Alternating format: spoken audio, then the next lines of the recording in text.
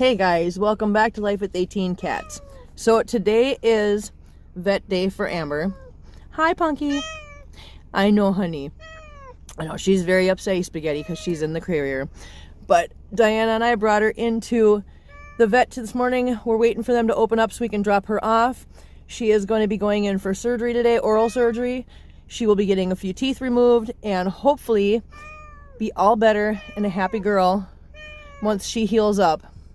But yeah, so we're here dropping her off, and I just wanted to give you guys a little video so you guys can see. Sorry about bouncing her out. I'm in the front seat trying to video her from the front. That's my Amber. There she is. Yeah, you're upsetty spaghetti.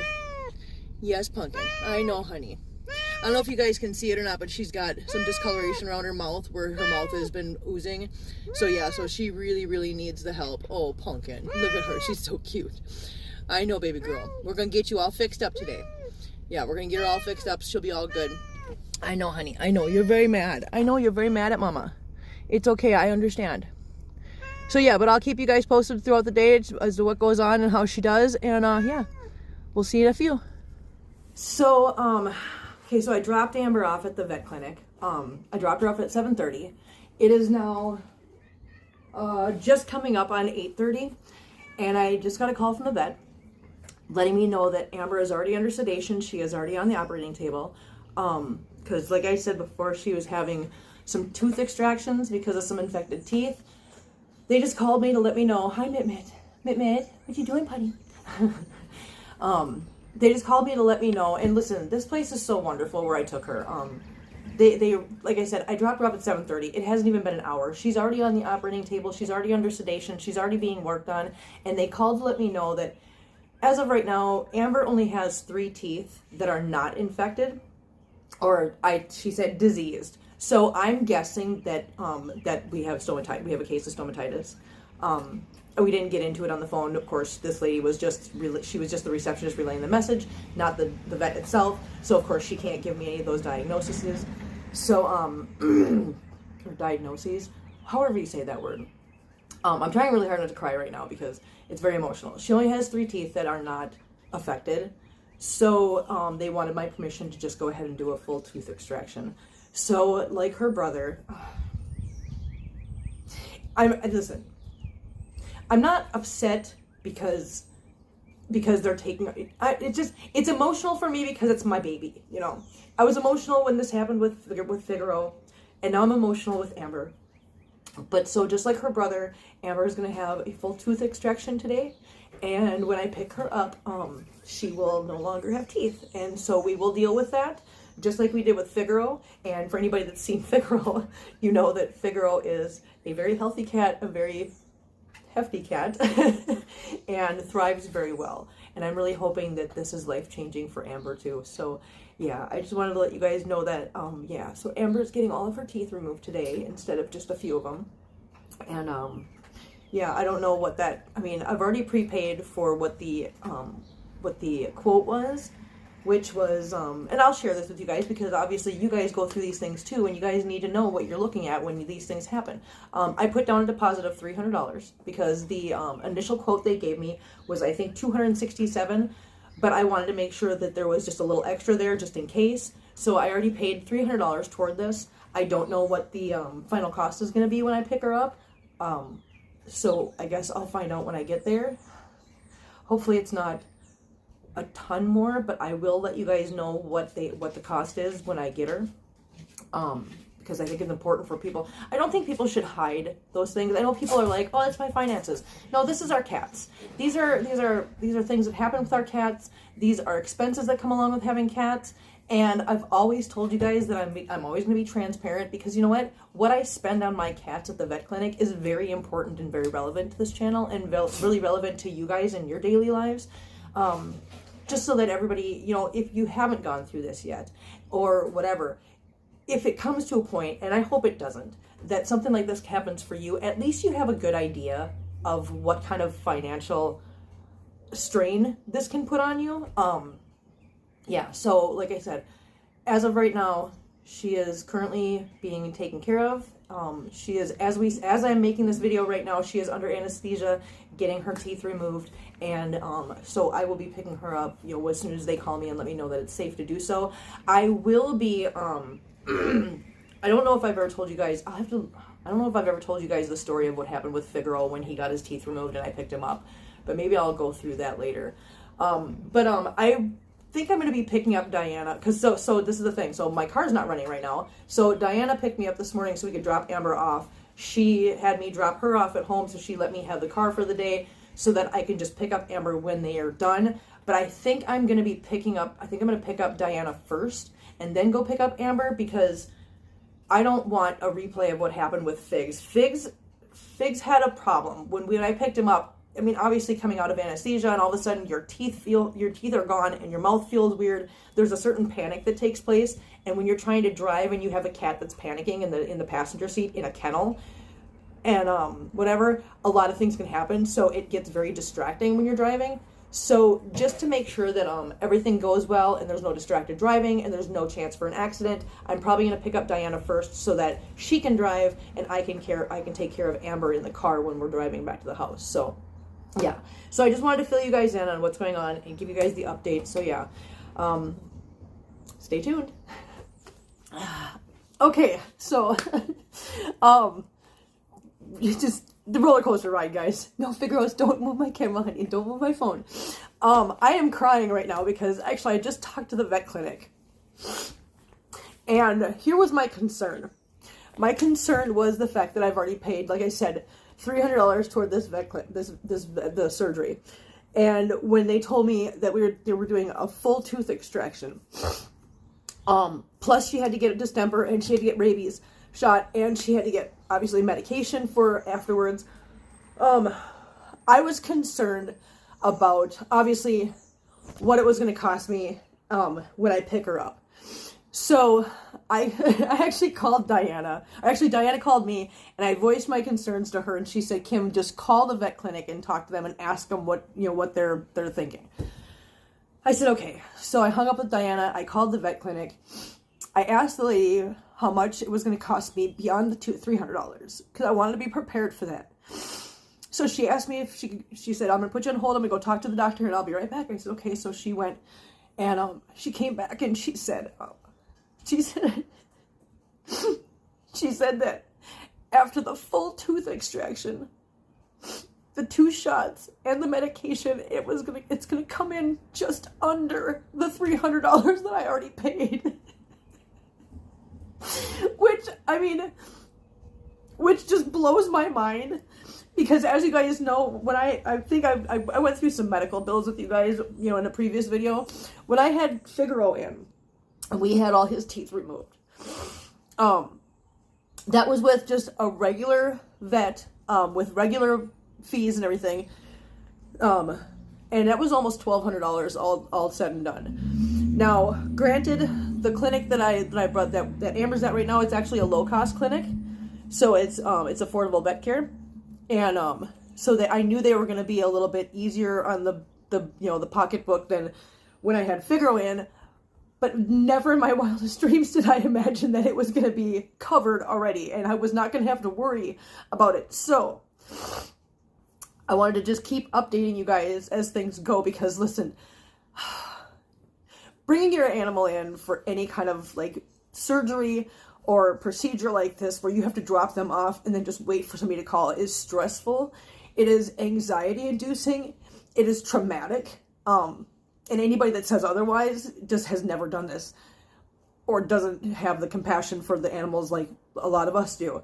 Because, listen, Diana will tell you this.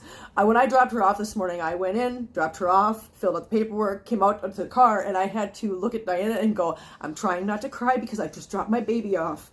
Because at the end of the day, unless you have been going to a vet for years and years and years, or they're a personal friend of yours, at the end of the day, you really are dropping your pets off, your babies off, with strangers. And yes, they're vets, and yes, we trust them, but they really are just strangers in our world. Because, I mean, yeah, I've only lived in Missouri for 2.5 years. So I don't have some long-standing personal relationship with these people. So yes, I'm dropping my baby off with strangers and just crossing my fingers and hoping that things go well. I can't help but sit there and go, but what if this happens? I know that I do it to myself with that thought process. I get that. I don't know how to stop that process from happening. I don't think I ever could, because it's my baby. At the end of the day, this is my baby. And so, of course, every minute that they're gone and I don't hear from the vet clinic yet, or they don't tell me I can pick them up, my mind is going to, what if? Yeah, it just got brighter because one of the cats was actually sitting in the window behind my phone and was blocking the light. So I wanted to just, like I said, this is an emotional roller coaster for me. And I wanted you guys to see that for those of you that go through this same thing, when you drop your animals off at a vet clinic for a procedure or a surgery or whatever, if you're going through this, it's totally normal. It's totally to be expected. It just shows how much you care and how much you love you love your babies. And I don't want anybody to feel bad or feel like they're different or feel like they're being silly, because it is emotional. It's an emotional roller coaster. There's up, there's down, there's panic, there's anxiety, there's worry, there's all these things that go into this whole day. And even the most basic procedure can be so traumatic on you. So basically the reason why I'm sitting down and making these little vlog type segments in this video is because I just want you guys to understand that, it's okay to have an emotional roller coaster, but take care of you during the process. Don't get overly consumed and try to keep, you can't not be traumatized by this. You just can't. If you love these guys, your babies, and like I love these guys, or even more, everybody loves their pets. And so there's going to be some trauma for you. And I want you guys to understand that that's going to happen, and that's expected, and that's perfectly fine. You're a pet parent, and now Figarro's going to get in the window and it's going to darken the screen a little bit again, maybe. I don't know, guys. But the other good news in that phone call was when I called and she told me about the cost being covered already. Thank God. Thank God. I was so stressed about that. She also informed me that Amber is out of surgery. She is awake and she is recovering. So she's doing good. And that I can pick her up after 3 o'clock, which is, I can't even tell time. It's 10:30 right now. 10:30 my time. So I will be able to pick her up in, what does that mean? 4 hours, 4.5 hours. I don't know. It seems like an eternity right now, but I know that she needs to be there. I'd rather her be there recovering because, like I said, when I picked up Figarro, it was like late in the afternoon, and he had just come out of anesthesia, and so it was a very traumatic experience for all of us when I picked him up and he started waking up out of the anesthesia really good. Yeah, it was very traumatic. So I'm hoping that because she's there and they're taking care of her during the recovery process, it'll be less traumatic for me, especially when I have all these guys here. So yeah, so I'm really, even though it seems like an eternity before I can pick her up, I'm really grateful that they're the ones taking care of her right now, because it just makes that easier for me. She has an adjustment period of waking up out of anesthesia to suddenly having no teeth and having this traumatic thing happen to her. And they can handle that. They're much better equipped to deal with that than I am. So yeah, I'm grateful for that. So I want to shout out the clinic for doing such an amazing job and being so wonderful and being so just awesome, and for being one of those clinics that offers affordable vet care to people, because that right there, the reason why it's so emotional for me is because that right there is what makes life for those of us that take care of so many animals so much easier. I can't tell you how incredibly happy I am that this is all covered under that $300 umbrella that I paid it a month ago, because I was like, no, I'm going to pay this at least so that I know that this is taken care of, so that I don't have to worry about it later, because God forbid, I'm horrible with money. Anybody that knows me knows that. I don't know. I'm very fortunate that I was able to take care of it this way. And I know I'm rambling, but I just want you guys to understand that there's a lot that goes on, and that you're totally normal if you go through these same things, and if you're a little traumatized when you bring your animals in, and because we love them. And I'm also going to let you know that Satie here, hair tot, is in heat. she has entered her first heat cycle. And so I called, as soon as I noticed that she went into heat, I was like, well, I guess that fast tracks that. Because, I mean, up until, she's the only one that hasn't been fixed yet, so there's really no big rush, because I was dealing with the Amber thing, and I wanted to get through that before I worried about this, because one was more important to take care of immediately than the other. Because, you know, as I said, she doesn't go outside. She's the only one that's not fixed, so it's not like I have to worry about anything. But she entered her first heat cycle, and she's one of those. You know how you have some female cats, when they go into heat, you barely notice it. They might just make a couple little weird noises. No. Satie's an extremist. Yeah. She howls. She does a lot of things, and she's driving me up a wall. So, so I called, and I made her appointment. That's already covered and paid for now. So she actually goes in and gets fixed on the 20th, and then that will be the end of things around here for a while. So, thank God. So I've got one more day after today. I've got one more day of just stressing and being traumatized by my baby going in somewhere and having a surgery done. And, yeah. So, that was my update at this point. Stay tuned. Actually, in a couple seconds, you're going to get the remainder of the story, so.